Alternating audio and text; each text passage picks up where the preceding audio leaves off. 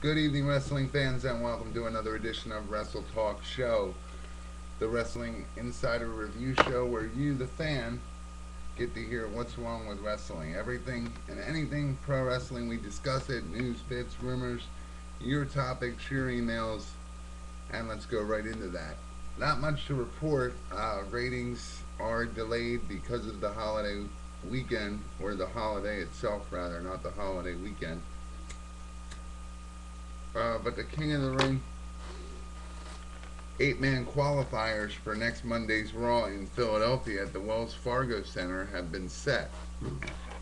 It consists of 4 heels and 4 faces, which include the likes of Sheamus, Ezekiel Jackson, Daniel Bryan, John Morrison, Kofi Kingston, Alberto Del Rio, Drew McIntyre, and Cody Rhodes. Moving on to news, bits, reviews, and rumors, kind of put that all into one so you see where we're going from one subject to another.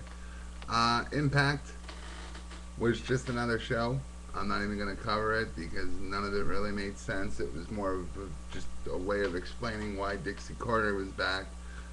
She apparently has no power in the company, but is still advertised as TNA president when she comes down to the ring. It's the little things, TNA. It's the little things. Uh, TNA just got into the Middle East for a weekend full of shows, which will start Sunday. Uh, it looks like they're gonna do 1 or 2 to 3 shows there, and I guess they won't have to work for a while, or for 2 or 3 weeks out of this month in December. Unofficial Edge versus Kane at Table, Ladder, and Chairs pay-per-view for the heavyweight title in December. It's unofficial, but Friday Night SmackDown kind of solidified the match, and unless they tweak the minor details, I see that as being a match. Bret, Bret Hart had an audio interview with the Pain Clinic this morning. We'll have results on that if he happened to say anything newsworthy. Jim Ross comments that he'll be at the TLC pay-per-view, calls the SmackDown match against Kofi and Swagger one of the best matches he's seen in a while. So that's not saying much if the best athleticism came from SmackDown, don't you think? TNA Impact, or TNA rather, updates the Final Resolution pay-per-view to include 8 more matches.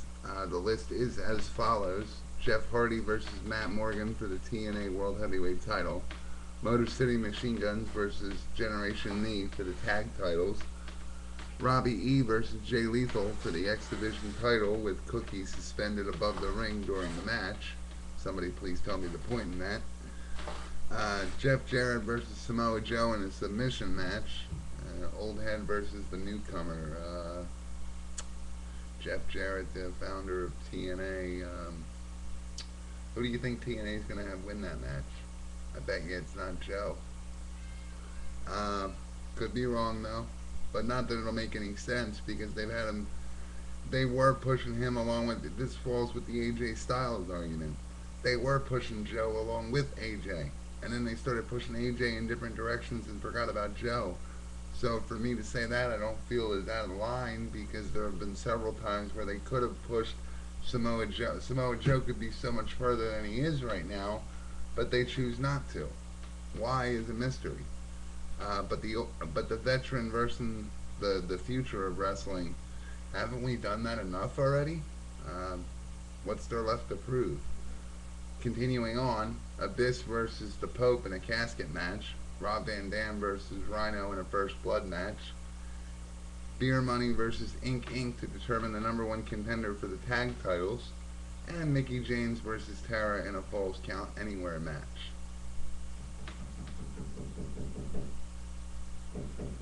I don't know.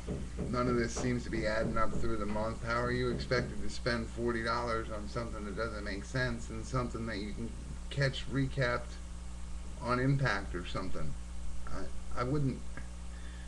Not until some changes are made. A couple of my colleagues put it best. Until management changes are made, don't be expecting anything extraordinary out of TNA, and I'm starting to see that with the more and more they do.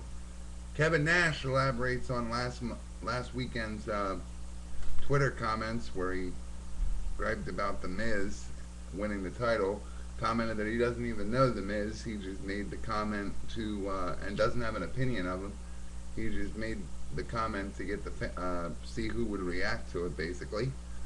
And calls Paul Heyman's plan to fire anyone over the age of 40 that badass is built over years, not the younger you are. He makes, more or less, he puts it that if you're a badass your whole career, you can do a badass role. If you were a wuss when you were younger, chances are you're not going to be a tough guy as the years progress. It's something that you either are or aren't. Full details on pwtorch.com on that one. We kind of borrowed that one. Dwayne Johnson's movie Faster came in number 6 among all movies released the day before Thanksgiving. Drew $1.6 million, averaging $645 per theater, and it ranked number 4 for major movies released. And again, ratings were delayed because of the holiday.